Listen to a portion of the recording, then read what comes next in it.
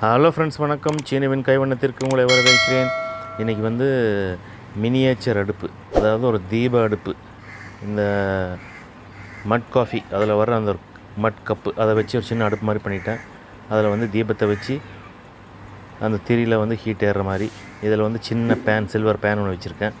அதை அது மேலே வச்சுட்டேன். அதை பார்த்திங்களா எரியுது. அதில் வந்து ஆயில் ஊற்றிட்டேன்.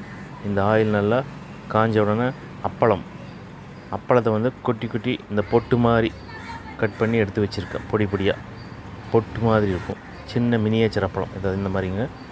இதை வந்து இப்போ எண்ணெயில் நம்ம போட்டு பொரிச்சு எடுக்க போகிறோம். எண்ணெய் காஞ்சிடுச்சான்னு செக் பண்ண மேலே அந்த எண்ணெய் காஞ்சதுனாக்கா போட்டாச்சு. இப்போ ஒவ்வொரு அப்பளமாக போட்டு எடுக்க போகிறேன். இது புதுசாக தோணுச்சு, அதனால் இதை பண்ணுறேன்.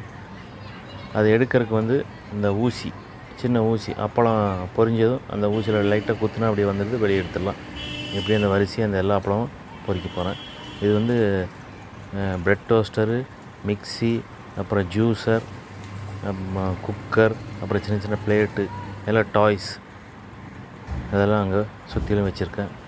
நான் எண்ணெய் வந்து நல்லா காஞ்சிடுச்சு. பார்த்திங்களா அப்பளம் எப்படி பொரியுது. பொரிச்சதும் அதை அப்படியே ஊசியில் குத்தி அப்படியே வெளியே எடுத்து அப்படியே வச்சுட்டேன். ஸோ இது வந்து நம்ம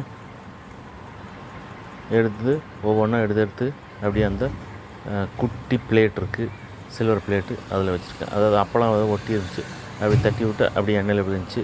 எண்ணெயில் விழுந்தோன்னே அப்படியே பொரிச்சு அப்படியே எடுத்துட்டேன்.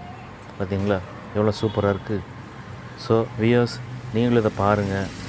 பிடிச்சிருந்தால் ஷேர் பண்ணுங்கள், லைக் பண்ணுங்கள், கமெண்ட் பண்ணுங்கள், பெல் ஐக்கானை தட்டுங்க. அப்போ தான் என்னோடய அடுத்தடுத்த வீடியோஸ் உங்களுக்கு நோட்டிஃபிகேஷனாக வரும்.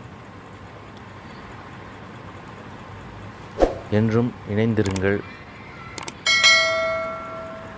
அதே மாதிரி அடுப்பு இது அமைக்க போகிறேன். அந்த குட்டி விளக்கு அடுப்பு பார்த்திங்களா, இது அமைச்சிட்டா அது ஆஃப் ஆகிடுச்சு.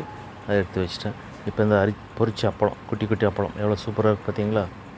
ஸோ வியூவர்ஸ், என்றும் இணைந்திருங்கள். வணக்கம்.